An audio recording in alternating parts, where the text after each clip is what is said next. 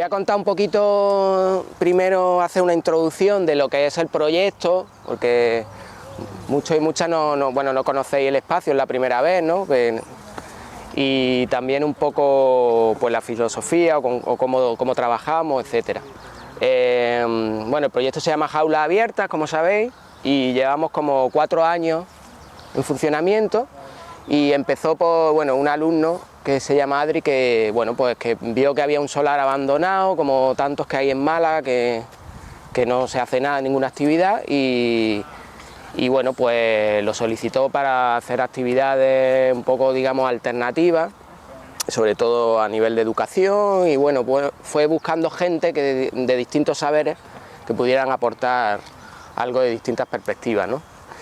Y bueno, pues es un regalo el tener este espacio aquí y poder hacer todo este tipo de actividades, ¿no? Y también el proceso que se ha creado humano, ¿no? De pequeña comunidad también, aparte del espacio, pues como de colectivo, etcétera, ¿no?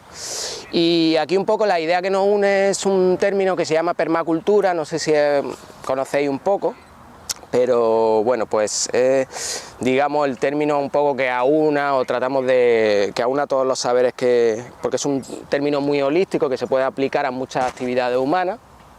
Y bueno, para explicarlo de forma sencilla, hay una definición de una permacultora que se llama Penny Livingston, de una definición que a mí es la más acertada. Además me gusta que sea de una chica, porque también, como en la permacultura, muchas veces ha sido tradicionalmente hombres los que, digamos, lo que ha trascendido más, desgraciadamente, han sido permacultores, y ahora hay un movimiento fuerte de mujeres permacultoras.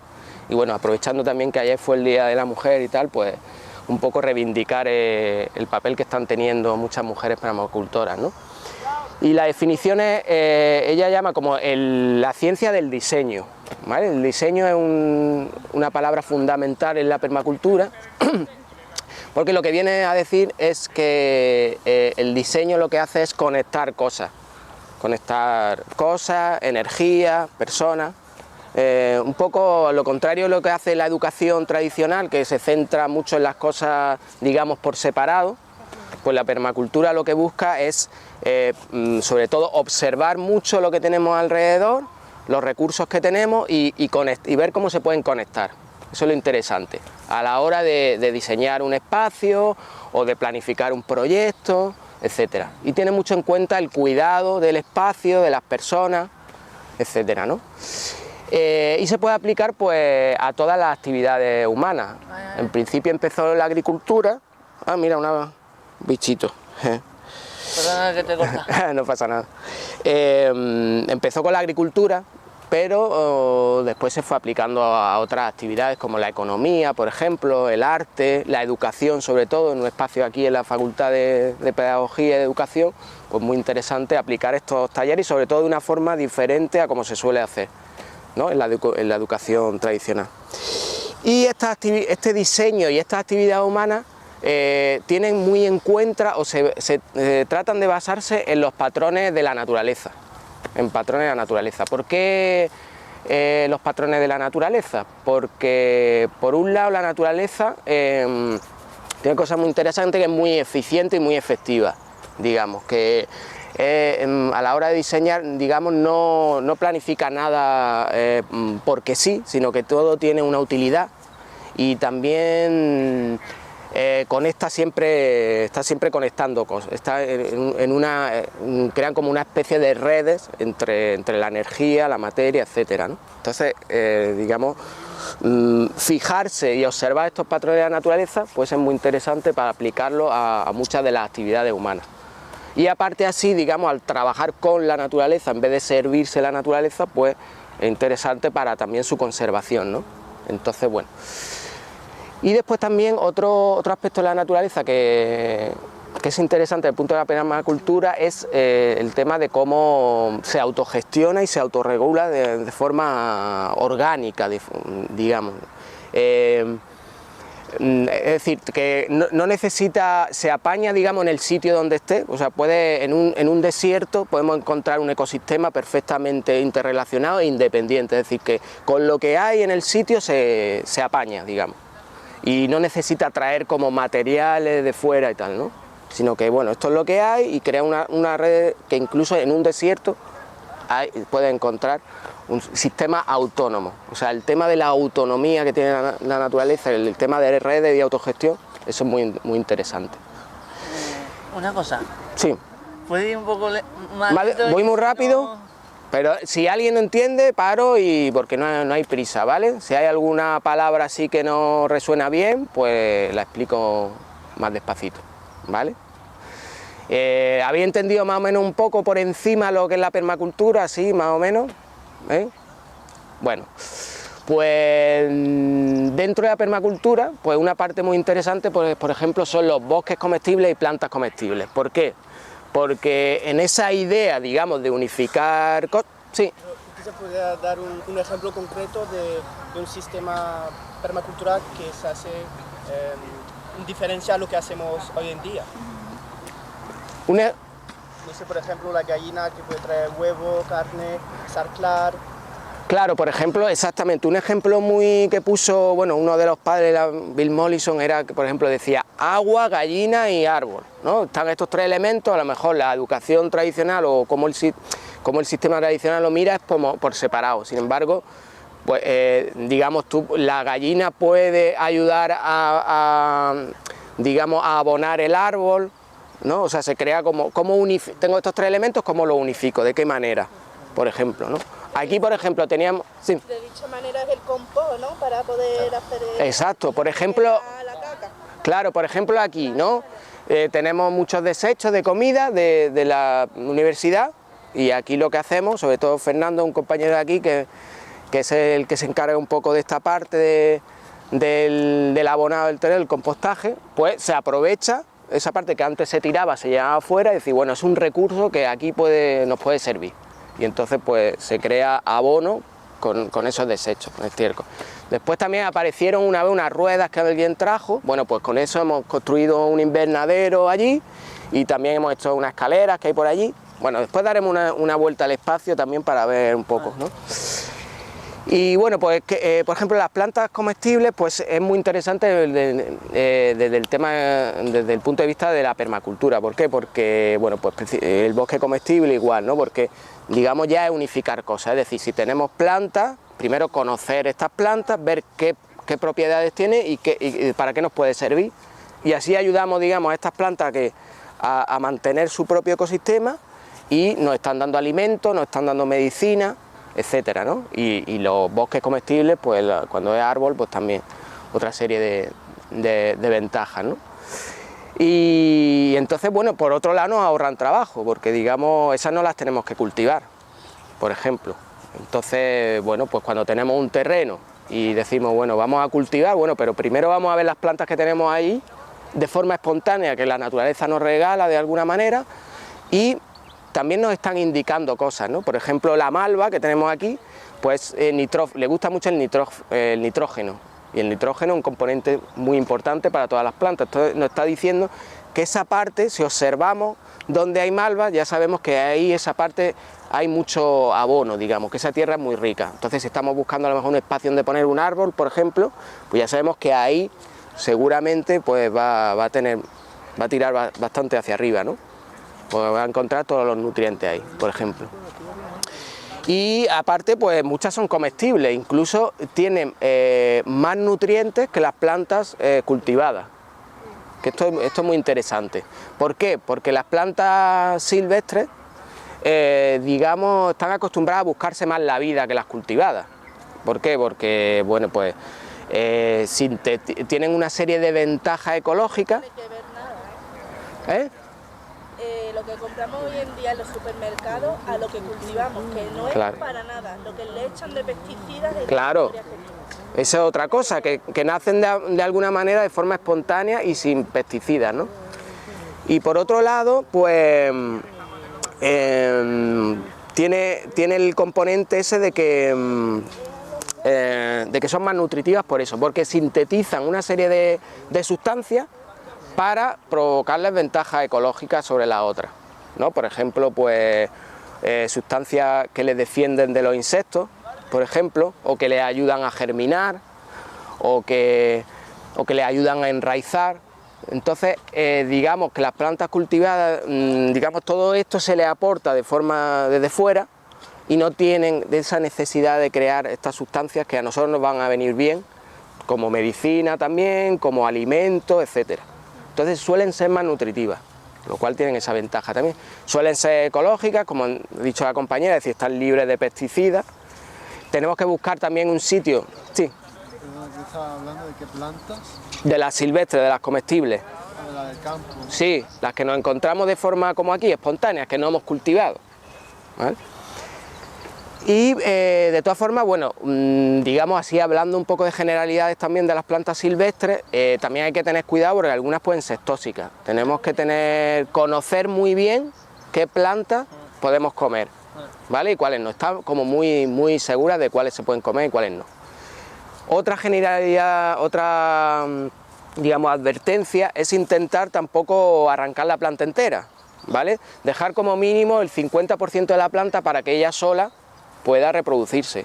O si vemos una planta con flores, hay flores que son comestibles, por ejemplo la caléndula, ahora ya veremos, pues no quitarles todas las flores, sino dejar algunas para que se siga reproduciendo. Pues tener en cuenta ese aspecto, ¿no? De no intentar esquilmar, sino que...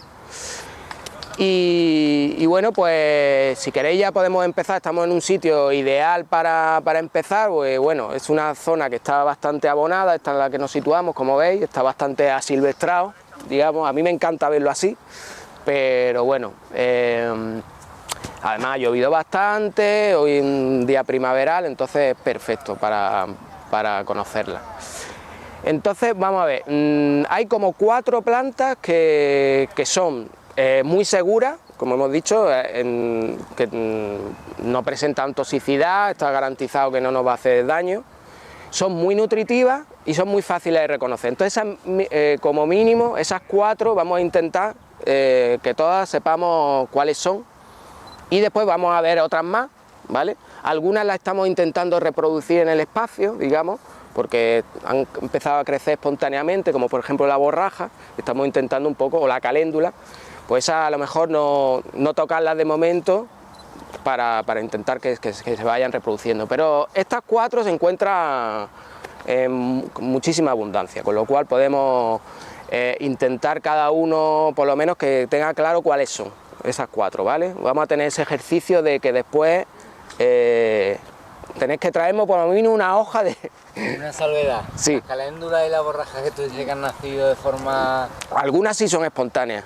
Bueno, pero también hay muchas... Sí, algunas las estamos plantando, sí. Claro.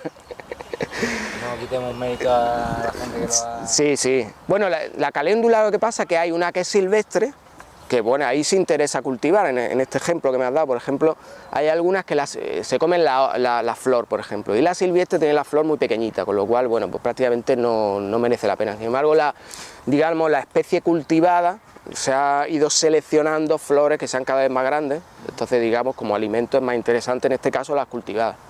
En este caso sí es interesante, por ejemplo, la caléndula, reproducirla, pero por ejemplo la silvestre, la borraja silvestre, la cultivada y la otra prácticamente no hay, o sea, incluso va a tener más propiedad la silvestre. Entonces estas 4, pues sí me gustaría que más o menos nos quedase un poco clara, que pasad si queréis colocar, nos quede más o menos clara y después pues hay otra que ya podemos ir viendo. Entonces, la primera que la tengo aquí cerquita, que no sé si la conocéis, pero es la malva, ¿vale? La malva que está por todos lados, la encontramos por todos lados, incluso dentro de la ciudad y tal. Otra salvedad que he olvidado es intentar no coger las plantas ya en general, que estén cerca de las carreteras, caminos. Es muy obvio, pero bueno, a veces, porque bueno, puede estar contaminada, o de sitios donde sean basureros. Por ejemplo, las malvas están siempre donde hay basureros, materia orgánica en descomposición. Entonces ahí tener también cuidado, lavarlas muy bien, ¿eh? Entonces la malva, que es esta que tenemos aquí, es de la familia de las malváceas, que es una familia muy interesante, pues hay muchas especies interesantes también desde el punto de vista de utilidad. Por ejemplo, el algodón es de la familia de las malváceas. ¿Conocéis el hibisco? Que también se siembra también en los jardines, muy decorativo. También el hibisco es comestible, muy interesante la flor, se puede hacer una infusión y tiene muchas propiedades, y es también de la familia de las malváceas. Y la que tenemos aquí, pues la que da nombre a la familia, y es la malva silvestre, que es la más común y la que más fácilmente encontramos. Y bueno, pues ¿cómo se reconoce? Se puede confundir así en principio con un geranio, porque tiene una flor muy parecida, una hoja muy parecida. Bueno, vamos a recordar también partes de las plantas, ¿no? Que a lo mejor lo tenemos un poco olvidado. Bueno, pues la hoja tiene el rabito de la hoja. La raíz. Esta se llama peciolo, ¿vale? Peciolo es la parte que une la hoja al tallo. ¿Cómo Se llama se escribe? peciolo. ¿Con Z o con...? Con C, peciolo, ¿vale? Este es el peciolo, en caso de la malva suelen ser bastante pronunciados. La parte que da al sol se llama haz y la parte que está por abajo se llama embés, ¿vale? Entonces estas son las partes fundamentales de la planta. Entonces, y después tienen pues una serie de nervios, digamos, nerviaciones, que son los que llevan la savia a toda la hoja, ¿vale? Entonces, muchas veces la forma de los nervios nos va a indicar qué planta es, ¿vale? Nos va a ser como un indicativo importante. En el caso de la malva, pues tiene como veis, la forma como redondeada, como una especie de lóbulos, ¿vale? Y en el borde está como dentada, ¿vale? Un poco dentada. Y los nervios son como una palma, es palmatinervia se llama, ¿vale? Y tiene, digamos, el peciolo como insertado pues en esta parte, no llega a ser redonda, a veces se confunde con la capuchina, a veces puede, porque es también así redondeada, pero la capuchina es más, no tiene este borde dentado y tal. Entonces, acordaros de la forma de la palma, después muchas veces hace como un huequito, así como una especie de embudo dentro. Y bueno, más o menos nos queda claro cómo es la malva, la forma de la flor. La mejor, de todas formas, siempre lo que nos va a indicar una especie más concretamente es la flor. La flor es la que nos va a definir una especie, pero hay un aspecto por otro lado, que es que cuando la planta está en floración es menos interesante comer la hoja. ¿Por qué? Porque toda la energía, todos los nutrientes se van a dedicar a crear la flor. Entonces, por ejemplo, en el caso de la malva, si la vemos que está ya florecida, pues es más interesante comerse la flor. Esto por norma general en casi todas las plantas, con lo cual nos va a ser más fácil identificarla, pero por otro lado es más interesante comerla antes de que florezca, ¿vale? De todas formas la podéis comer sin problema, es decir, que lo que pasa es que va a tener menos nutrientes, ¿vale? Entonces ahora ya está empezando, en esta época ya están empezando las primeras flores. La semana pasada, por ejemplo, todavía no había florecido, pero ya con este subidón de calor ya es casi más interesante. Lo que pasa es que, bueno, tiene la silvestre, hay varias especies de malva. La silvestre tiene la flor más pequeñita, pero bueno, es interesante para comerla en la ensalada y tal, y le da un toque de color. ¿De la malva se come todo? Sí, lo que pasa es que el tallo no lo aconsejo, está un poco, es desagradable de comer, pero toda la planta y es muy segura, ¿vale? A ver, la flor que caracteriza un poco a la familia de las malváceas, vamos a recordar de paso cuáles son las partes de la flor. La parte así más vistosa se llaman pétalos, ¿vale? Los pétalos de la flor, y el conjunto de pétalos se llama corola, ¿vale? Pues las malvas suelen tener 5 pétalos, ¿vale? 5 pétalos, y en concreto la malva silvestre tiene color como moradito, ¿vale? O violáceo, ¿vale? También tiene como una especie de rayita. Y la parte de dentro son los estambres, que es la parte masculina, ¿vale? O sea,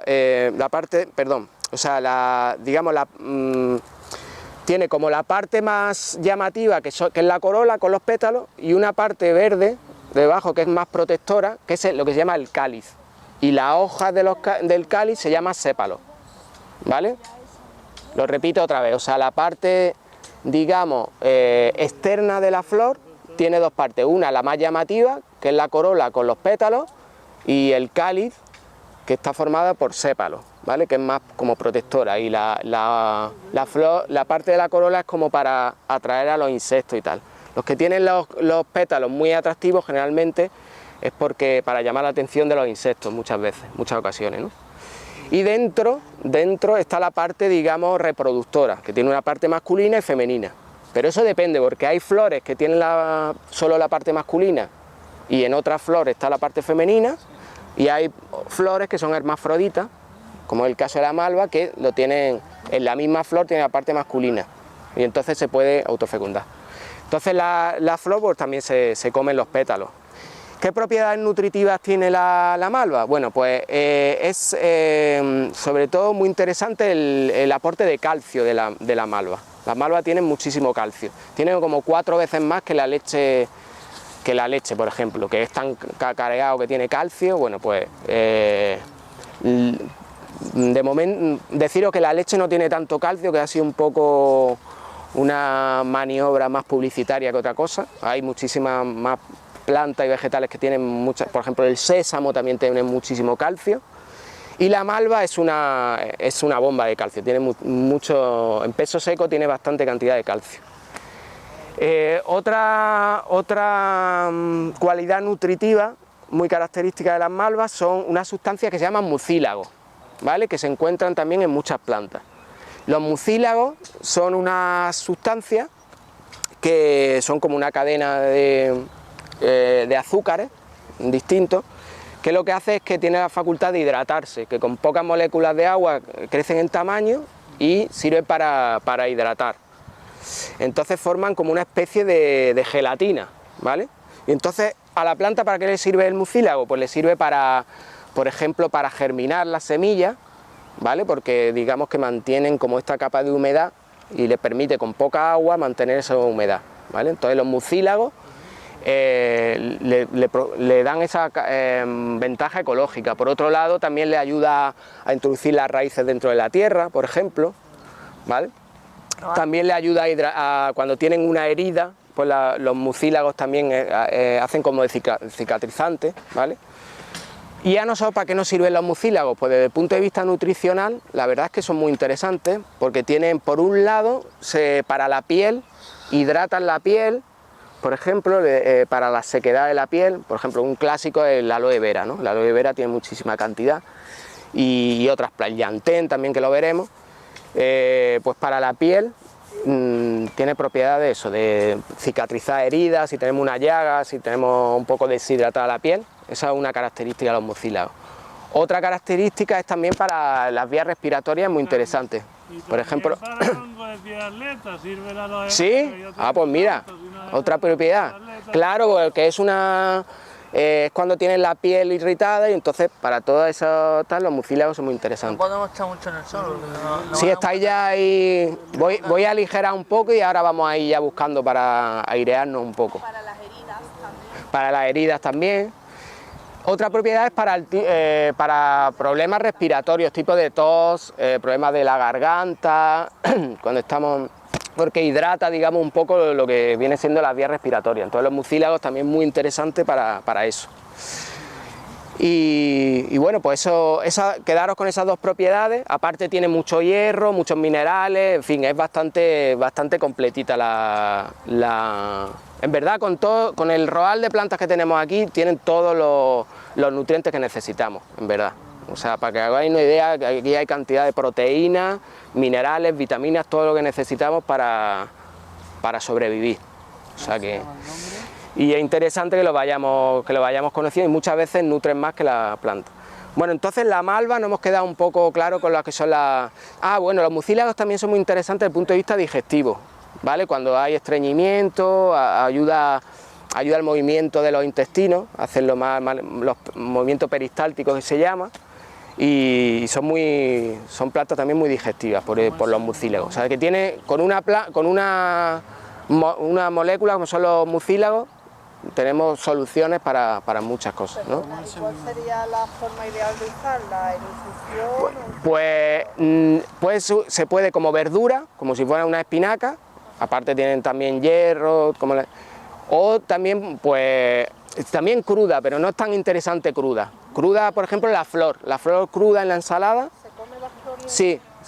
Y además que tiene, por ejemplo, tiene más mucílagos que la hoja. Los mucílagos sobre todo en la flor. Pero hervirlo no significa que pierda las propiedades. Muchas veces sí, muchas veces sí. Claro, Muchas veces sí. Yo me como los brotes más jóvenes, en las ensaladas cortaditos, y están muy buenos. Sí, sí. La hoja más grande está más fuerte. Claro, o sea, tener en cuenta que cuanto más cocinemos un alimento, y esto a nivel general, más propiedades pierde. O sea, por ejemplo, no sé, frito es lo peor, después cocido, después a vapor. Digamos, cuanto más nos acerquemos al crudo, es más interesante, eso en general. Y con la malva igual, o sea, de todas formas, el tema es que, ya te digo, que en ensalada puede ser, pero bueno, si lo da, eso, como ha dicho la compañía, picadito, pues se puede tomar. Y una cosa, hay algunos alimentos que no se pueden mezclar porque no les conviene mezclarse, ¿no? Sí. En este caso, ¿con cuál alimento le vendría bien la malva? Pues la verdad es que la malva es muy completa, porque tiene proteínas, por ejemplo, también. O sea, Mezclarla con carne seguro que no se puede mezclar. no, yo es que por ejemplo no como carne directamente, Ya, pero vamos.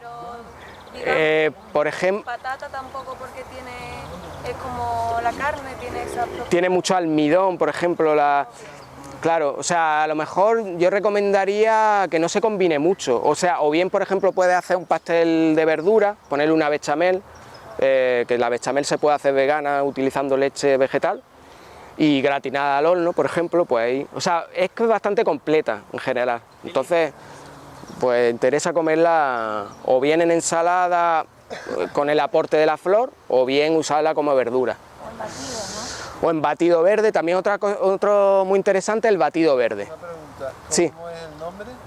Esta, malva.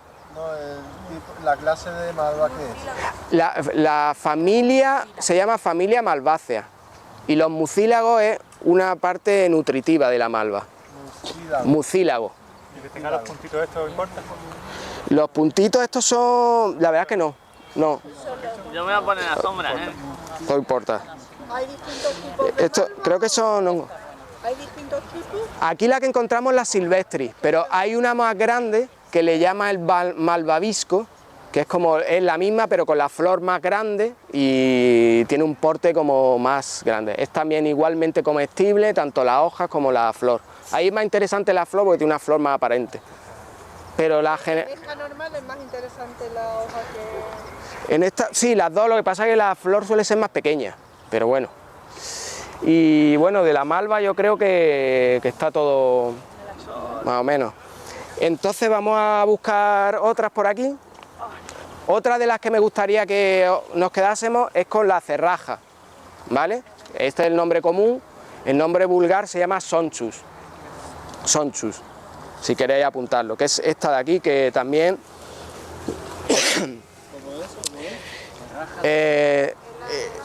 esta se llama cerraja, el nombre digamos así más... Tiene otros nombres, pero el más común, como se conoce en la zona, es cerraja. Con C, ¿no? Con C.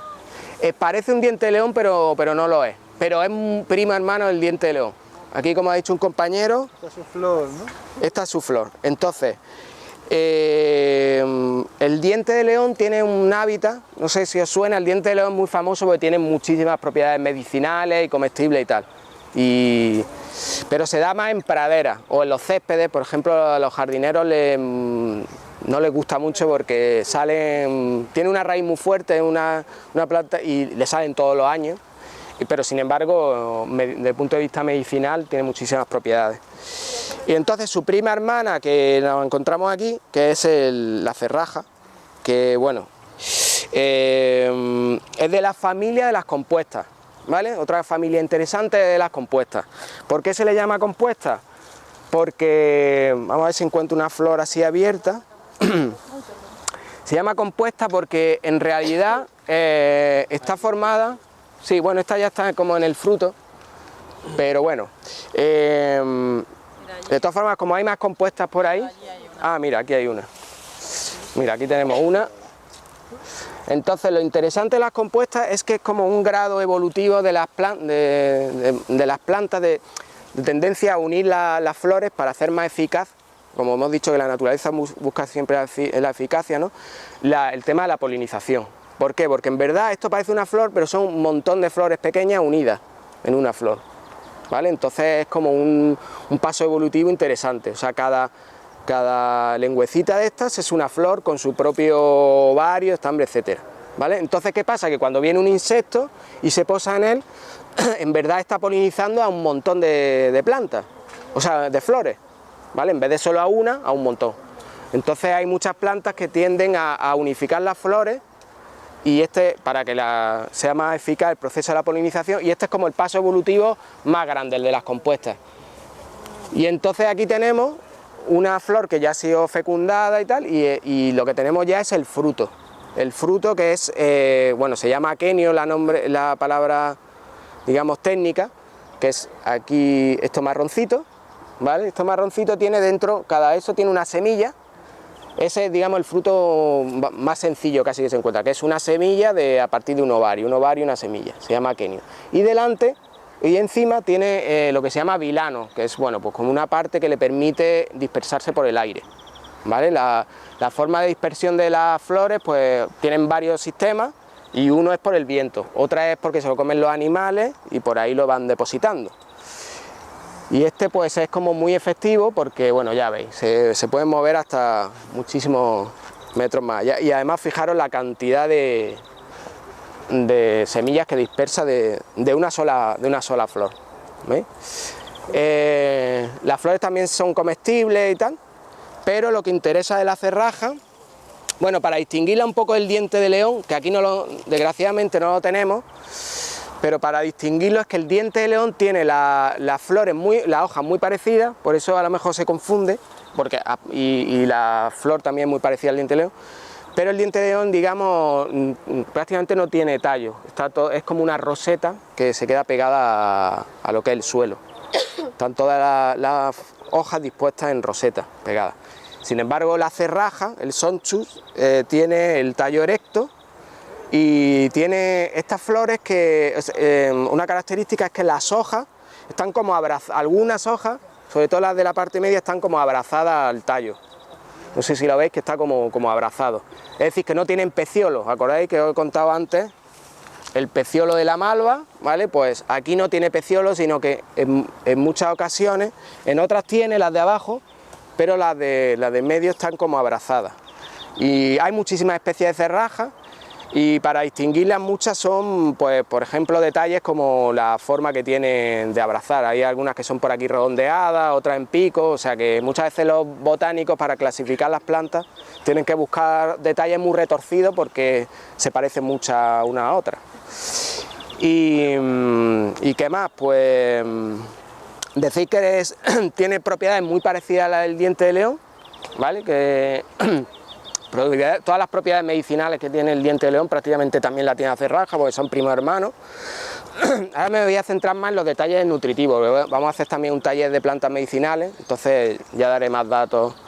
Pero a nivel de nutritivo tiene muchísimos minerales, ¿vale? Sobre todo es muy rica en potasio y vitaminas también. Vitaminas tiene del grupo A, B y C, ¿vale? La cerraja. Y también es muy interesante para limpiar, para el hígado. O sea, este tipo de plantas, tanto el diente de león como la cerraja, son interesantes para el hígado. ¿Y qué se come todo menos la flor? Entonces, lo interesante son las hojas tiernas, digamos. Generalmente las más tiernas en las plantas suelen estar en la parte de arriba, que son las más nuevas, generalmente, ¿no? Y son las más comestibles. Algunas, pues, son un poco amarguitas, pero bueno, esta casi no tiene amargor. Las que son de arriba casi no tienen amargor. Si las cogemos de abajo ya tienen un toque amarguito. Podéis probarla, ¿eh? Coger, probar. Y la malva igual, o sea, serviros a vuestro gusto. Entonces, es interesante, por ejemplo, para el pesto, porque el pesto sabéis que tiene un toque amarguito. Sí, ¿no? Tiene un toque aguisante, ¿no? Un poco. Y bueno, para hacer un pesto es muy interesante, que después vamos a hacer un pesto, que es una forma también de comer las plantas silvestres, y además de conservarlas, porque como lleva aceite y ajo, pues una forma muy interesante de, decimos, bueno, ¿qué hacemos con tantas plantas y tal? Bueno, pues vamos a hacer un pesto y aguanta bastante y lo puedes combinar. Entonces ya tenemos dos que bueno, más o menos ha quedado claro, todo el mundo sabríais distinguirlas. Esta también está por todos lados. Y bueno, tienen un porte, a veces hay algunas por ahí que bueno, han cogido un tamaño ahora con todo lo que ha llovido que casi así, ¿vale? ¿Vale? El bledo. Habéis oído todas las frases de me importa un bledo. Muchas de estas plantas, desgraciadamente, hay frases y tal como que como los agricultores y jardineros le tienen un poco de desprecio a estas plantas, pues bueno, los conocimientos populares muchas veces lo ha como estigmatizado y le ha puesto palabras como, por ejemplo, otra planta que se come es la pamplina, que no sé si viene de ahí, pero tiene pinta también de que tiene ese nombre, porque era un pamplina y es súper alimenticia también la pamplina. Aquí no se encuentra, pero bueno, digo, por dar un ejemplo de cómo un poco se ha tratado estas plantas injustamente, porque tienen muchísimas propiedades. Entonces, el bledo es de la familia, otra familia interesante, que es de las quenopodiáceas, que significa, viene del latín y significa pie de ganso.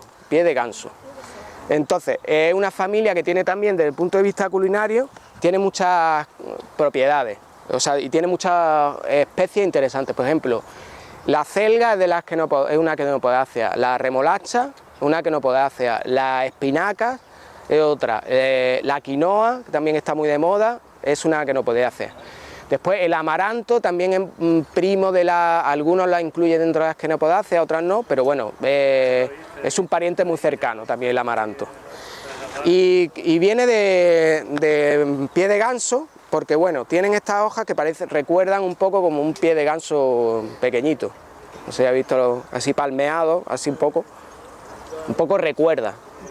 Y entonces es más o menos la hoja triangular, tiene peciolo, tiene las hojas alternas. También yo voy dando así términos también un poco que son interesantes para reconocerla. Por ejemplo, las hojas pueden ser opuestas o alternas, o sea, alternas que van alternando a lo largo del tallo, digamos, y opuestas que están una hoja enfrente de otra. Entonces digo cosas que nos pueden servir para identificar también, ¿no? Por si nos vamos metiendo en este mundillo, pues van a salir a veces estos términos. Sí, toma. ¿Dónde está la planta de dónde la come? Si queréis por aquí comiendo. Dame una onda que Gracias. se come la hoja. Se come la hoja y el fruto. Entonces vamos a ver las características principales. Si queréis por aquí. Tomad. ¿No queréis? Toma. Esa es, sí, ahí está, muy bien, muy bien. Entonces, ¿qué característica tiene el bledo? Bueno, pues la hoja habéis quedado un poco, que es triangular un poco, tiene un poco de forma triangular, pero con estos, digamos, dientecitos. Es importante los dientecitos porque hay otra planta comestible muy interesante, que es la parietaria, pero que es de otra familia, pero se parece mucho. Pero los dientecitos estos son los que un poco los caracterizan. Después tienen también como un tacto harinoso, así al tacto. También interesante porque, por ejemplo, la parietaria es más como no tiene este tacto. No sé, como si estuviésemos tocando harina un poco, las más tiernecitas, ¿vale? ¿Se come así cuando ya está con el grano? Sí. Es parecido a la ortiga, ¿no? Crudo bien, ¿no? ¿Qué? ¿Crudo bien? Sí, perfectamente, sí. Sí. Hay muchas plantas comestibles salvajes que hay que dosificarlas porque tienen... Sí, por ejemplo, salatos y tal. Sí, ¿no? Sí. Pero estas que estamos hablando son... Estas son bastante inocuas en general, o sea que digamos como que puedes tomar un poco, hombre, todo en exceso, vamos, si comes todos los días a base de berro, obviamente, digamos que son bastante seguras, pero bueno, siempre combinando, como todo, combinando un poco con otro alimento y tal. Pero estas son bastantes. Después vamos a ver otras que digamos no se puede abusar, ¿vale? Lo de arriba es el fruto. Entonces vamos a ver, voy a seguir con el berro, con el bledo, no berro, que esa es otra. Tiene como el tallo un poco cuadrangular, vemos que no es redondo, sino que al tacto, digamos, es como un poquito, como que tiene esquinitas, digamos, ¿vale? Así cuadrangular, si lo tocáis. Y después tiene como unas estrías también, si vemos que tiene como estrías, y cuando la planta es madurita también tiene un toque rojizo el tallo, ¿vale? Lo digo porque estas sí podemos encontrar algunas que se le parecen, entonces estos detalles son un poco lo que nos van a definir. Y después tienen lo que viene siendo las flores son microscópicas, con lo cual a no ser que tengamos una lupa gorda no vamos a verlas. Pero bueno, sí que tienen esta forma así como de glomerulillos, ¿no? Así como pequeños globitos pequeños, ¿no? Glomérulos se llama, ¿vale? Y entonces, ¿dónde están? Están sobre todo en la parte de arriba y en lo que se llaman las axilas de la hoja, es decir, en esta parte nacen, si os fijáis, de la parte esta de donde están las ramitas, pues justo debajo, ¿veis que nacen de ahí? Esto se llama axilar, cuando algo nace de encima de la axila de la hoja, se llama axilar. Entonces tiene las flores, digamos, axilares y también apicales, porque es el ápice de la planta, ¿vale? Y más o menos, pues, esto un poco son las características del bledo. Claro, ¿se comen los granitos? Sí, los granitos son muy interesantes porque tienen prácticamente las mismas propiedades que el amaranto. Sabéis que la semilla del amaranto es muy nutritiva, tiene proteínas, tiene también ácidos grasos esenciales. Ácidos esenciales, cuando se dice esenciales en nutrición es porque no los producimos, no los sintetizamos nosotros. Por ejemplo, los aminoácidos esenciales son aquellos que tenemos que tomarlos en la dieta porque no somos capaces de sintetizarlos nosotros, nuestro organismo, ¿vale? Entonces, ácidos grasos esenciales igual, los tenemos que adquirir por la dieta porque no lo podemos sintetizar. Entonces, es muy interesante la semilla en ese sentido, de amaranto, y después la flor, pues se puede tomar la hoja, pues como si fuera una verdura o cruda en ensalada, o se puede hacer también, pues lo que hemos dicho, un pastel de verduras, por ejemplo, etcétera, ¿no? Y bueno, pues es también bastante completa, tiene sobre todo mucho hierro, casi tiene el mismo hierro que las espinacas, por ejemplo, ¿sabes? O sea, a nivel de hierro para la anemia, etcétera, pues es muy interesante. Y también muchas vitaminas, es bastante completa, ¿vale? Y sobre todo la parte de las proteínas, las semillas, están más en las semillas, ¿vale? Entonces, bueno, ya hemos distinguido tres, ¿no? ¿Acordad? Hemos visto la malva, que es esta, la malva, la cerraja y el bledo, ¿vale? Entonces, bueno, si queréis también recolectando un poco, que después vamos a hacer una ensalada, pues podéis, si os animáis. Aquí tenemos un llantén.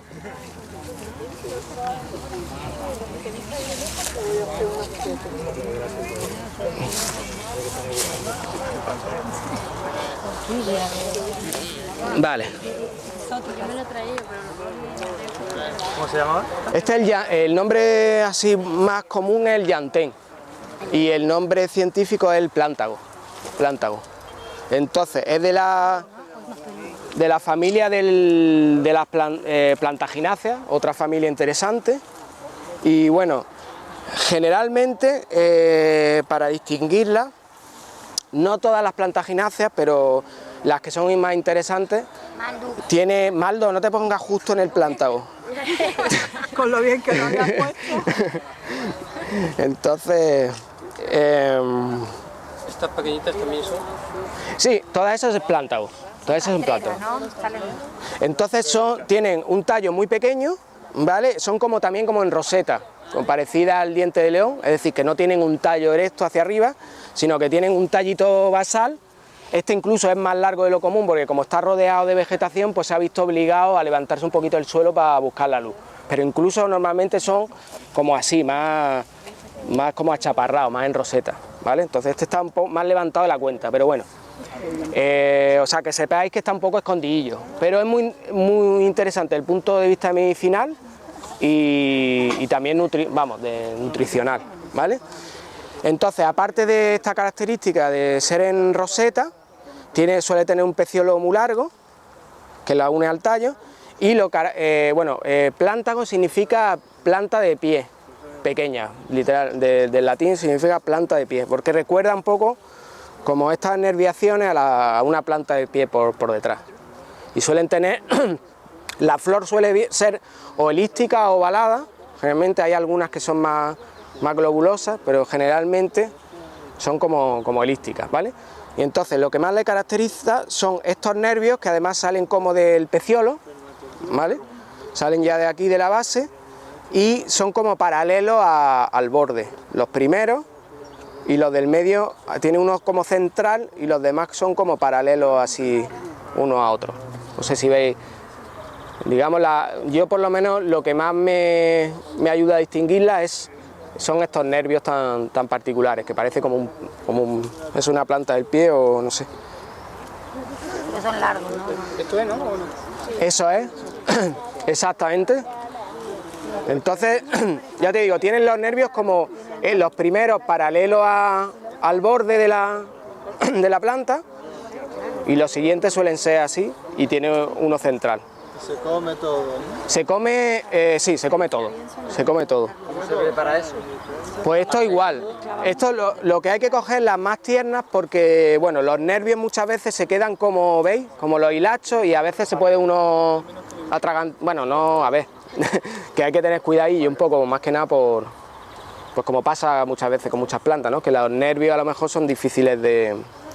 Entonces, bueno, las más, digamos, como siempre, las más jóvenes son las de arriba y, bueno, son más tiernitas, ¿ves? Que no tienen este problema de horneo.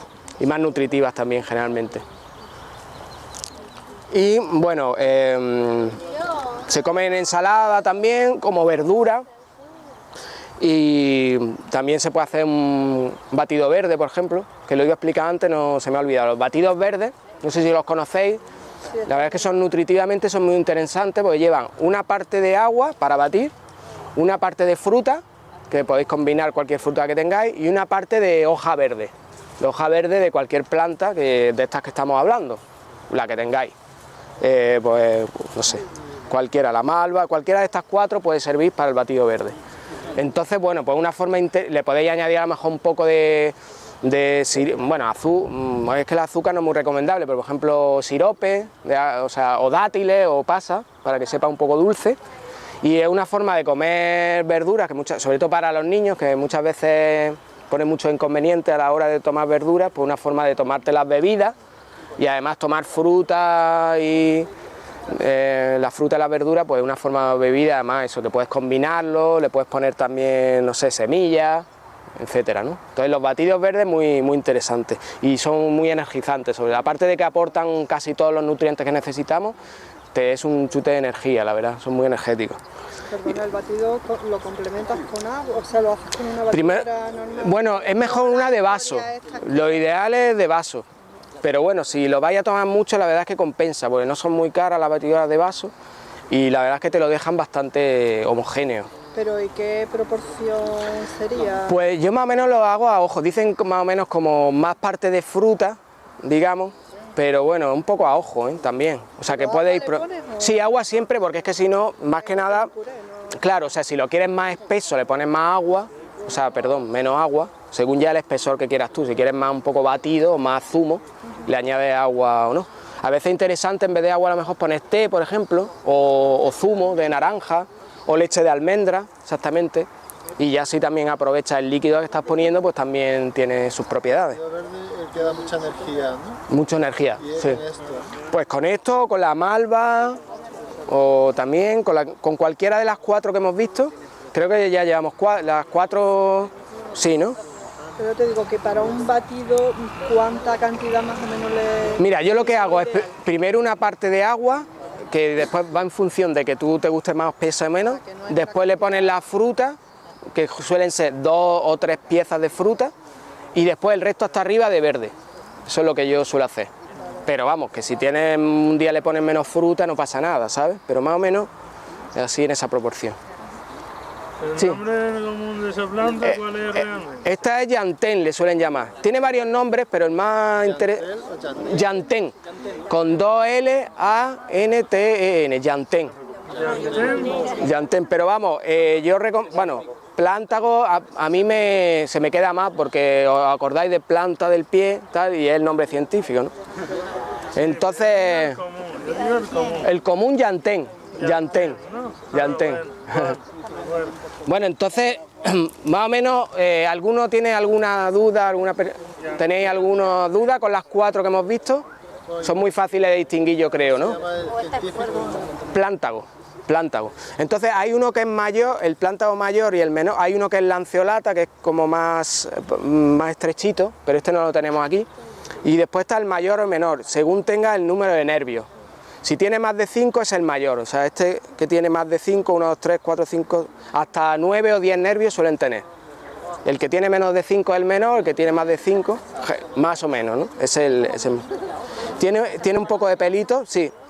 Sí, que eso también ayuda a distinguirlo. La verdad es que no suele tener, esta está más amarguita, esta es mejor para, bueno, un batido verde, pero lo que pasa es que esta también es medicinal, o sea, tiene mucho mucílago, tiene vitamina C un montón, o sea, desde el punto de vista nutritivo es muy interesante y medicinal también, ¿vale? Para hacer infusiones, sirve para infusión también. ¿No te amarga la infusión?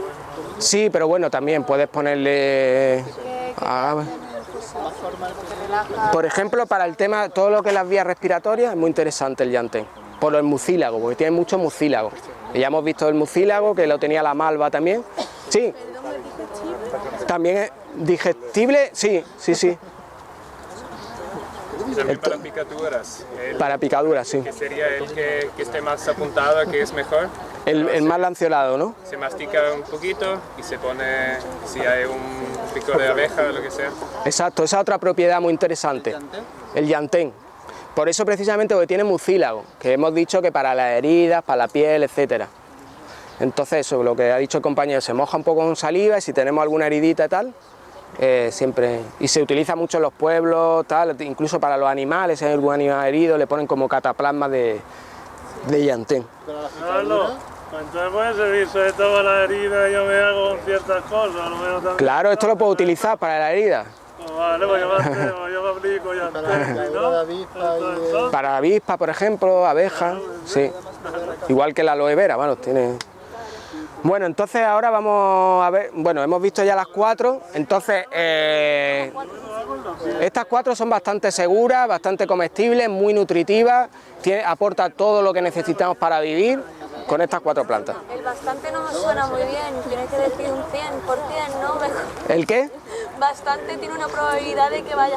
¿El qué dices de No, porque has dicho bastante seguras, pero... No, son totalmente seguras, totalmente seguras. Hombre, lo que pasa es que es como todo, si te hincha de llantén...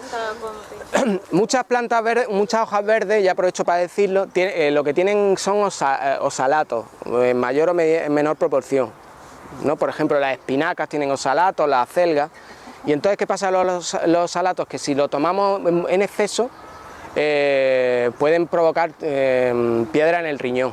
Pero vamos, esto ya te digo, cualquier hoja verde suele tener, en mayor o menos proporción, hay algunas que más o menos. Esta en general no tienen muchas, hay otras que tienen más oxalatos.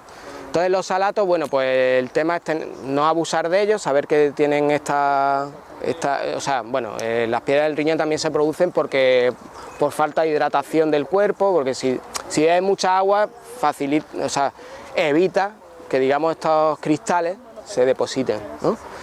Y después también se aconseja acompañarlas por ejemplo, de una fuente de calcio importante.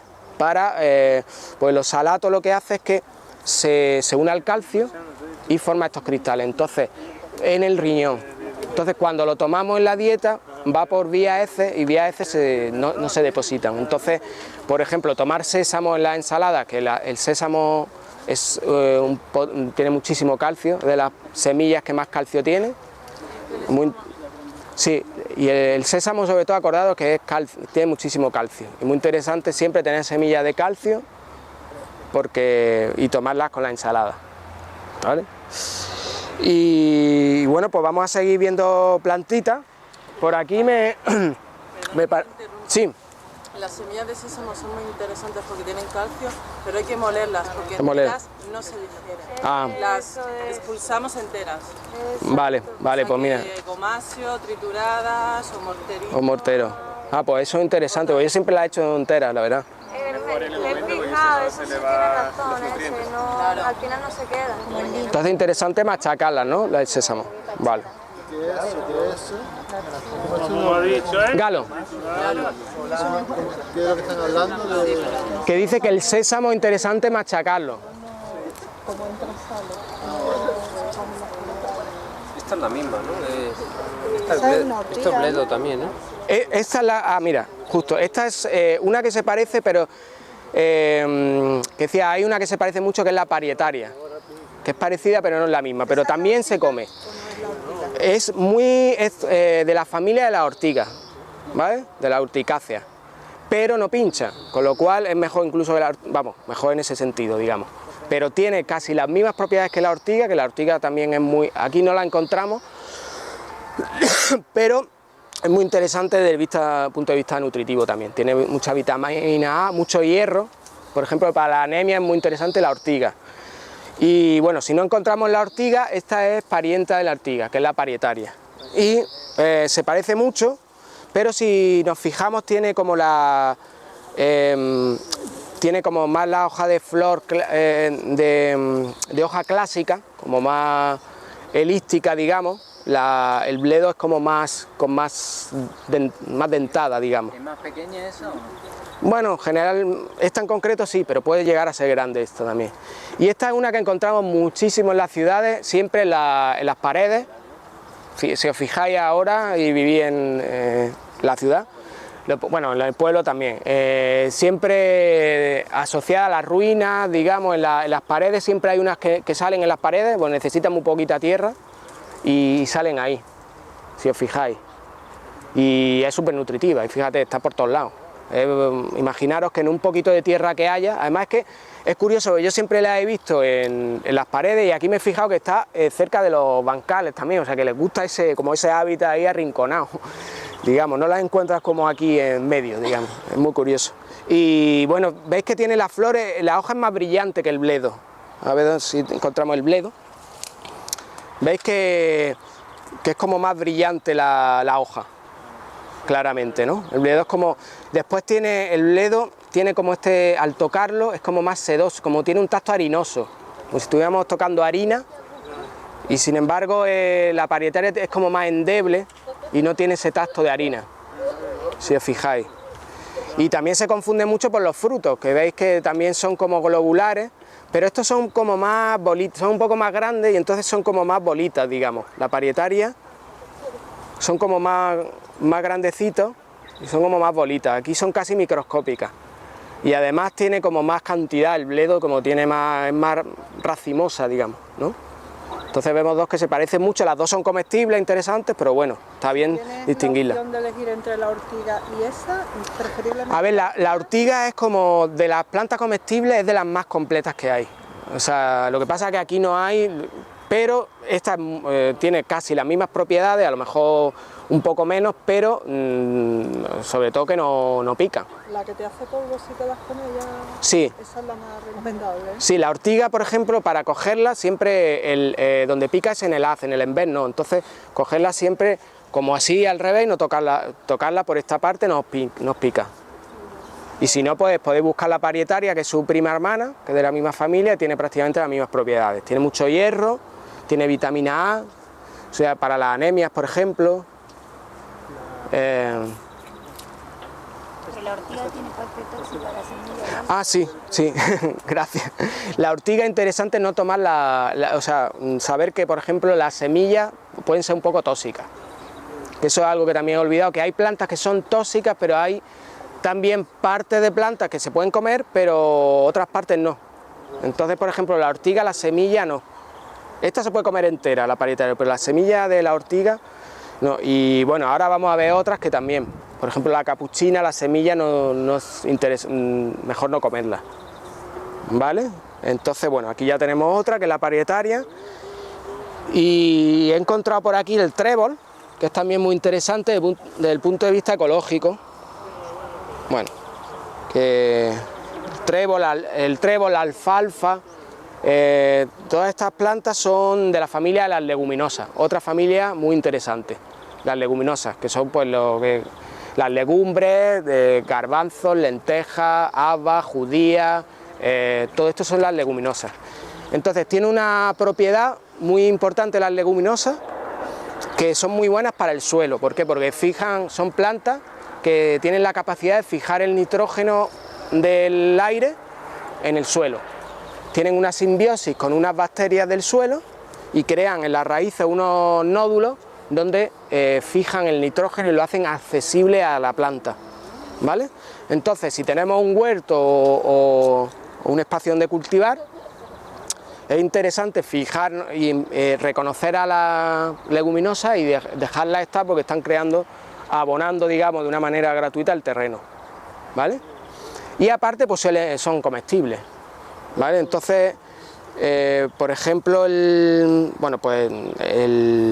trébol, bueno, esta es más parecida a la alfalfa, más que trébol, porque el trébol tiene como las 3 hojas unidas y esta tiene un peciolito aquí pequeño, ¿vale? Entonces, bueno, vamos a decir otro término botánico. Esta es una flor entera, o sea, una flor como partida, digamos, hay flores simples, como por ejemplo la que hemos visto, por ejemplo, el bledo, una flor simple, ¿vale? La de toda la vida. Y esta... Quiere decir hoja, ¿no? Perdón, hoja, perdón, que ya con el calor y tal.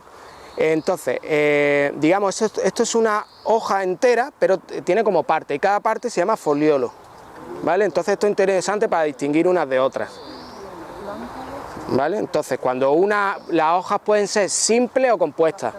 Las hojas compuestas están divididas de foliolos, tienen como varias partes, esta es la hoja entera y cada parte se llama foliolo. En el caso del trébol tienen las 3 unidas, pero esta, que es más tipo alfalfa, pues tiene este pequeño peciolo y esta entera es la hoja, ¿vale? Entonces, hojas simples... No, eso es a ver si vemos una, porque para distinguirla es interesante, mira, vamos a ver. Sí, sí. El trébol se come. Entonces, el trébol tiene, si os lo coméis, tiene un toque interesante a haba, ¿no? Parece un poco a haba, guisante, porque es de la misma familia. ¿La hierba bonita se come también? Entonces, esta es la que quiero distinguir de la otra, porque muchas veces se confunde. ¿Dónde está? ¿Vale? Muchas veces se confunde y son familias totalmente distintas, pero como vemos, esta es el osalis o vinagreta también le llaman, ombliguillo, que es la flor amarilla que vemos por todos lados porque es muy invasora, viene de Sudáfrica y bueno, se ha adaptado muy bien aquí. Arrancamos un foliolo, que es la parte de la hoja, y una tiene forma de corazón, ¿vale? El ombliguito, la vinagrera o osalis, y el trébol no, es redondito, ¿vale? Entonces eso es lo que lo distingue. Las dos tienen 3 foliolos y se diferencian en eso. El osalis también es comestible, pero hay que tener cuidado porque tiene muchos salatos. He hablado antes de los salatos, que puede provocar piedra en el riñón. Entonces hay que tener cuidado, porque se llama osalis precisamente por la cantidad de osalato que tiene. Entonces es interesante de tomar los tallos. Es sustituto del vinagre, tienen un toque acidito y bueno, se machaca, vinagreta le llaman también, se machaca y en la ensalada pues, le da este toque a vinagre, pero no podemos abusar de él. ¿Y la flor se come? La flor no, vamos, por lo menos no he oído que se coma. De todas formas, como no sé, lo que tiene más sabor a vinagre son los tallitos estos. Y como no se puede abusar mucho, pues lo mejor es eso, un poco machacarlo un poquito, echarle unos trocitos y le dar ya ese toquecito acidito a la ensalada, ¿vale? Lo podemos usar para... Y bueno, no ha quedado claro, ¿no? La diferencia del trébol y de los osalis. Las dos comestibles, pero con los osalis hay que tener cuidado. Y el trébol tiene ese toque así como a haba, ¿no? Las leguminosas, aparte de que fijan nitrógeno, y que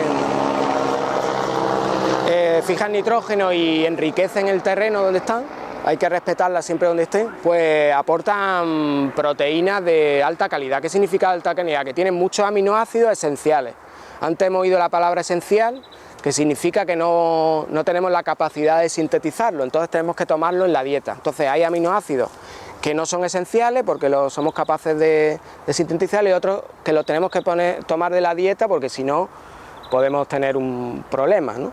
Pues no somos capaces. Y entonces son proteínas de alta calidad las que tienen mucha cantidad de aminoácidos esenciales, ¿vale? Es decir, y bueno, las leguminosas, por eso, bueno, pues como para las personas que no comemos carne, pues es como un aporte interesante de proteína, ¿vale? Pues tomando, bueno, pues legumbres, ¿no? Garbanzos, lentejas, etcétera, ¿vale?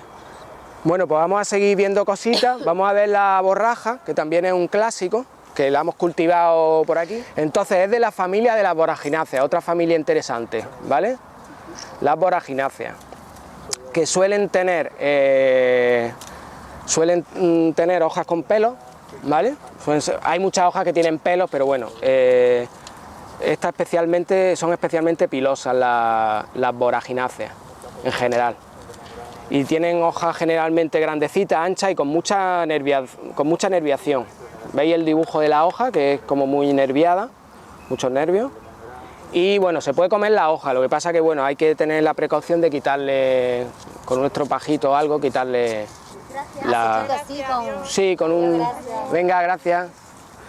Con un estropajito se quitan y bueno, se pueden tomar rebozadas, que bueno, la opción, digamos, vegana de rebozar es con harina de garbanzo, ya lo digo por ese apunte. Con un estropajo y lo limpio. Sí, con un estropajo, hombre, el que no haya utilizado para fregar los platos.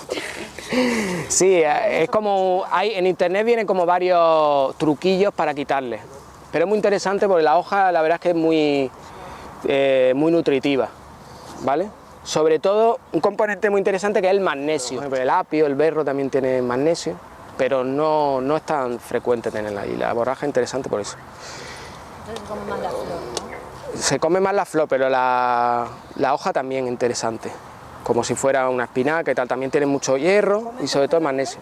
La flor, sí, o sea, lo más común es comerse la flor. Una preguntilla, enfrente de mi casa tenían muchas y tendían todas a ponerse enfermas.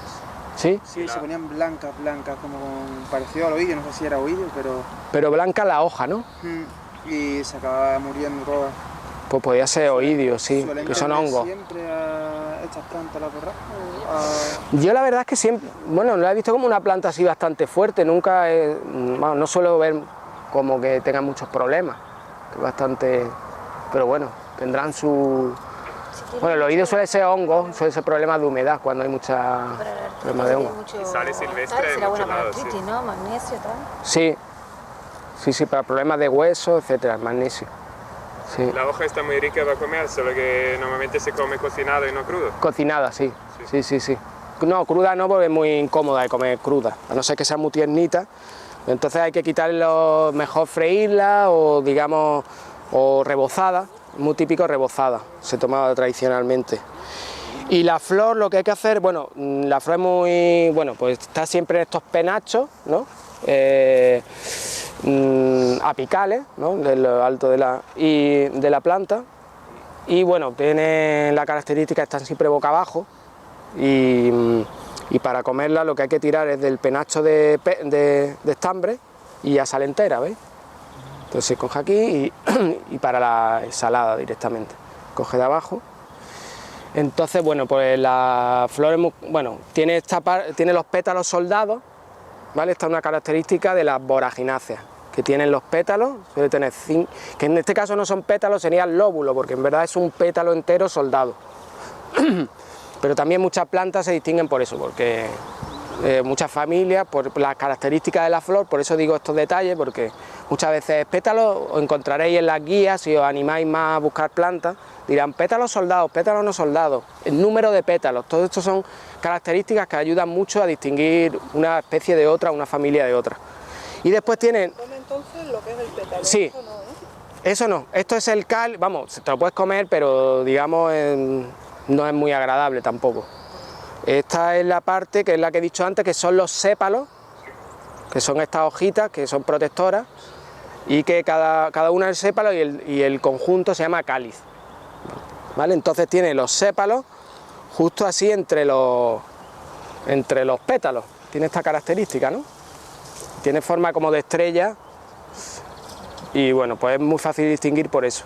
Y tiene en el centro, tiene como una columna donde están los estambres. Y nada, pues esta la estamos un poco, bueno, cultivando, ha salido alguna espontánea, pero la estamos un poco intentando reproducir y bueno, podemos coger algunas florecillas para la ensalada. Hay una prima hermana del borago. Este es el borago officinalis, que también tiene un montón de... Hoy no me voy a centrar tanto en las partes medicinales de las plantas, pero también tiene un montón de aspectos medicinales. Todas las especies que se llamen officinalis, como nombre científico, es que tienen una característica medicinal. Entonces este es el borago officinalis, que es el que da el nombre a la familia de las voragináceas, ¿vale? Que tienen esta característica, que suelen tener pelos, tienen las hojas como con mucha nerviación y las flores suelen ser moradas y tienen 5 pétalos unidos. La consuelda es prima del borago. No sé si habréis oído la consuelda, que la tenemos ahí, lo que pasa es que todavía no ha florecido, se ha comido un poco los caracoles, pero bueno, ahora la veremos, es muy parecida. Y se usa mucho en permacultura porque, aparte de que es comestible, tiene una raíz muy profunda, ¿vale? Y atrae los nutrientes que están en el subsuelo, que muchas veces no están muy accesibles en la capa superficial, sobre todo minerales como el zinc, que no son tan comunes, que no se encuentra, pues digamos, lo que hace la consuelda es que los trae a la parte superficial. Y entonces se utiliza mucho en permacultura, primero porque abre el terreno, porque tiene una raíz profunda, entonces es interesante para que el suelo se vaya poniendo mullido y se oxigene, porque las raíces también respiran, es interesante que los suelos estén oxigenados. Entonces estas plantas son muy interesantes en agricultura, también por eso, porque traen los nitrógenos de las capas bajas arriba y porque tienen unas raíces profundas. Entonces la capuchina, bueno, pues es una planta más bien trepadora o rastrera, que tiene como un centro y de ahí salen las raíces y se extienden, ¿vale? Pero no tiene un tallo erecto como otras plantas, sino que es más bien rastrera. Sobre digamos un centro salen ramas, ¿veis? Que se van como extendiendo, ¿vale? Y bueno, pues... ¿El qué? ¿La hoja se come? La hoja se come todo. Entonces, bueno, pues algunos se puede confundir con la malva porque tienen también los nervios así palmeados y también es redondita. Pero bueno, y también tiene la malva tiene también el peciolo en el centro, pero a ver si hay una malva. Vamos, son bastante... Cuando te acostumbras a verlas ves que hay bastante diferencia. Pues por ejemplo la malva, pues tiene esta... Aquí está, digamos, en el centro, pero es cerrada, y la malva tiene esta parte abierta, digamos. O sea que el peciolo no está en el centro exactamente. Pasa que los lóbulos estos asemejan. Después la malva es más forma de embudo, la capuchina más planita, y la malva tiene dentadura, y la capuchina no tiene dentadura en el alrededor de la hoja, ¿vale? Entonces, bueno, ya si te fijas en detalle son bastante distintas. Entonces, bueno, pues el peciolo más o menos en el centro y... esto sí es de las plantas que no hay que abusar, ¿vale? Está bien para acompañar son un poco indigestas si nos pasamos. Entonces está bien para acompañar ensalada. Entonces, si queréis probarla, porque tiene un toquecillo picante, que es el que me interesa contaros. Probarla si queréis. No sé si os recuerda algo este toque, tiene un saborcito picante que deja, un retrogusto así. Picantilla. ¿A qué os recuerda un poco?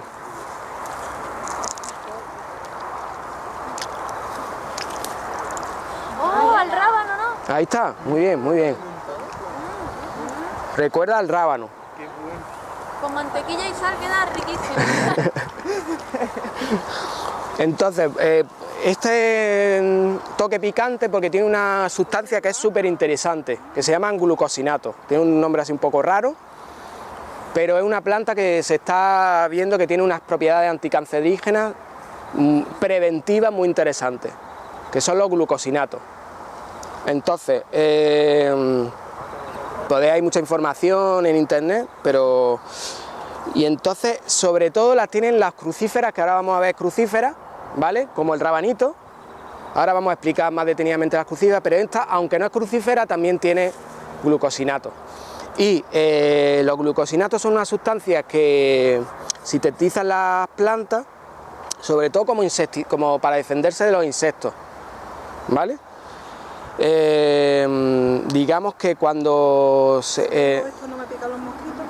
pues no, el tema es que lo interesante es que cuando, digamos, la masticamos, veis que el picor no viene al ratito, no, al principio no notamos el picor, pero al ratito. ¿Por qué? Porque hay una enzima que al morder la planta están como dentro de las células, y al romper las membranas sale la enzima, y la enzima es la que rompe estos glucosinatos, que son cadenas de azúcares con azufre, con moléculas de azufre. Y básicamente así, como químicamente tienen esa estructura. Y cuando entonces hay una enzima que es la mirosinasa, que lo que hace es que rompe estas cadenas, y entonces las sustancias que se liberan son las que ahuyentan a los insectos, digamos. Producen también como una especie de bueno, que decía, al olfato, digamos, les son desagradables o las repelen, pero cuando se digamos, se mastican, digamos. Entonces, para nosotros es interesante porque tienen propiedades antibióticas, antitumorales, sobre todo a nivel preventivo. Se ha visto en mama, en pulmón, en varios tipos de cánceres. Y ¿el qué? ¿Cómo? Sí, es antibacteriana, es antitumoral también. ¿Masifica, no, el cuerpo? ¿El qué? Sí, masifica el cuerpo. ¿Masifica? Masifica. No entiendo. Ah, no, eso es malo, las sustancias antioxidantes, ¿vale? O sea, quiero decirte que, digamos que es interesante el tema de ¿cómo decirte? Los antioxidantes, pero digamos que esto es aparte. O sea, quiero decirte, son anticancerígenas, pero por otra vía, digamos. ¿Vale? Las sustancias antioxidantes, que también las vamos a explicar, son anticancerígenas porque interesa, digamos, que la oxidación del cuerpo, la oxidación de las células, se ha visto que está muy ligada a procesos cancerígenos. Entonces es interesante tomar sustancias antioxidantes, digamos, para prevenir. ¿No hay que abusar de ella? ¿En qué cantidad más o menos? Entonces, bueno, pues se puede tomar. Entonces, bueno, concretamente la capuchina no se puede abusar, ¿vale? O sea, para acompañar, digamos, a las ensaladas, pero no hacer una ensalada de capuchina, eso es lo que creo, porque puede ser un poco indigesta, ¿vale? Pero puede ser, por ejemplo, a diario, una vez a la semana. Sí, a lo mejor unas hojitas con la ensalada a diario y tal. Pero de todas formas, lo interesante de estas sustancias, los glucosinatos, es que hay que tomarlas crudas, porque cuando las cocinas pierden esa capacidad antitumoral. Entonces se ha visto que todas las sustancias que tienen, todas las plantas que tienen estas características, que tienen glucosinatos, pues son interesantes desde el punto de vista medicinal, digamos. Entonces las que tienen, las crucíferas, que son las que vamos a ver ahora, son las que tienen especialmente esta planta, se caracterizan porque tienen glucosinatos. ¿Cuáles son las crucíferas? Por ejemplo, el rábano, como ha dicho la compañera, la col, la berza, la rúcula, el berro, todas esas son crucíferas. Entonces es interesante el brócoli, interesante comerlas crudas, o por lo menos cocinarlas pocas, ¿vale? Y incorporarlas en la dieta como 2 o 4 veces por semana. Entonces, si el sésamo también, ¿no? Sí. Tomas el brócoli, esa familia de exacto, cocido, pierden lo que son las propiedades. Exacto, cocerlas pocas. Entonces es interesante, por ejemplo, tomar el sésamo, semillas de sésamo, por ejemplo la mostaza también, pero no la mostaza de la hamburguesa, sino la de esta que es más artesanal, la de Dijon, que le llaman. Y porque tiene la semilla cruda, o bien comprar semillas de mostaza y echarlas en la ensalada, o bien tomar rúcula o berro, o sea, todo lo que sea crudo, o si la cocinamos, poco cocinada, ¿vale? Pero interesante tomar crucífera o bien la capuchina, y también la capuchina. ¿El glucosinato que está en la hoja y en las flores? Y en la flor, sí, está en toda la planta, o sea, todo lo que tenga ese toque picante, ahí nos está indicando que hay. Y después las alcaparras también tienen, que también hay alcaparras aquí, La alcaparra es otra que no es crucífera y tiene glucosinato, ¿vale? Pero las plantas más características que tienen glucosinato La flor de esta también se comen, ¿vale? Entonces la flor generalmente suele florecer a partir del verano. Lo que pasa es que como está haciendo, bueno, aquí en estas latitudes, como está hace tanto calor, pues se adelanta todo bastante. Pero es una flor bastante tardía, con lo cual tiene que florecer mucho más. O sea, esta es un montón de flores, bueno. Y tienen 5 pétalos, si nos fijamos, 5 pétalos con esta manchita roja y bueno, sobre todo la forma como de capucha, ¿no?, que tienen, por eso se llama capuchina, ¿vale? Y también, bueno, pues muy interesante, le da mucho color a la ensalada. Perdona, ¿con qué se alinea la ensalada? ¿Cuál es? En general, pues con lo mismo, con aceite de oliva, vinagre, podemos usar la vinagreta, por ejemplo, en vez de vinagre, la vinagreta. Sal, limón, como siempre. ¿Una ensalada normal? Sí, una ensalada normal. Bueno, una es la acelga que hemos visto, que es de la familia de las Chenopodiaceae y es la acelga silvestre, que bueno, si os fijáis, bueno, es como un bledo, digamos, pero el bledo es como la acelga en miniatura un poco, pero tiene una estructura muy parecida, son de la misma familia y la acelga más o menos todos la conocéis, ¿no? Y bueno, esta lo que pasa que ya ha tirado hacia flor, es más bien de invierno la acelga, porque enseguida, cuando empieza el sol, ya se preocupa más de reproducirse y las hojas pues como pierden más tamaño y son un poquito más amarguitas, más difíciles de comer. La acelga es más de invierno, pero bueno, que sepáis que se encuentra también por todos lados y que bueno, pues la acelga también tiene mucho hierro, tiene muchas propiedades, tiene mucho ácido fólico, que es interesante para la anemia, hay algunas anemias que es por falta de fólico. Y bueno, pues interesante que acelga hay también por muchas partes. Esta es la acelga silvestre, que bueno, tiene las hojitas más pequeñas por eso, porque como está ya floreciendo, pues digamos en invierno es cuando se encuentran más las acelgas con las hojas más llamativas. Y esta es la caléndula, que bueno, también no la encontramos silvestre, pero tiene la flor muy pequeñita, entonces esta sí es interesante sembrarla, ¿no? Porque bueno, pues se ha ido seleccionando las flores que tienen más tamaño y bueno, pues tienen muchos, hay unas sustancias que se llaman carotenoides, que el compañero nos ha dicho el tema de los antioxidantes, que es muy interesante el tema de tomar muchos antioxidantes, porque muchos procesos cancerígenos se desarrollan por procesos oxidativos, ¿vale? Entonces es importante buscar sustancias antioxidantes que previenen que se den estos estados. Por ejemplo, la carne, por ejemplo, provoca muchos estados oxidativos, porque son sobre todo todas estas digestiones difíciles, todos estos procesos generan estados oxidativos tóxicos, digamos, para las células y que muchas devienen en tumores, ¿no? Entonces las plantas tienen muchos antioxidantes y dos de los grupos así de antioxidantes interesantes se encuentran precisamente en estos colores llamativos de las plantas, que son los carotenoides por un lado y los flavonoides. Son dos grupos químicos de compuestos que producen las plantas, que generalmente tienen su función en la planta que es diferente, y que a nosotros nos viene bien por esas características. Entonces le dan los colores llamativos a las plantas, carotenoides y flavonoides. Sí. ¿Tú decías quitar solamente algunos pétalos, no quitar la flor entera? Sí, bueno, que dejar siempre, cuando veamos una planta, pues dejar algunas flores también siempre. Vamos, que de todas formas va a echar más, ¿no? Pero bueno, no es quilmarla. Aquí lo interesante es la flor, porque tienen todo lo que tiene estos colores llamativos, la zanahoria, también la calabaza, después la parte de la fresa, los típicos frutos del bosque, frutos rojos, también tienen muchas de estas sustancias antioxidantes y muchas veces cambian según el pH, por eso encontramos plantas que a lo mejor son caléndulas que son más amarillas, porque según el pH o donde se encuentre pues pueden virar de color también. Y bueno, pues las semillas para reproducirlas son muy fáciles de reproducir.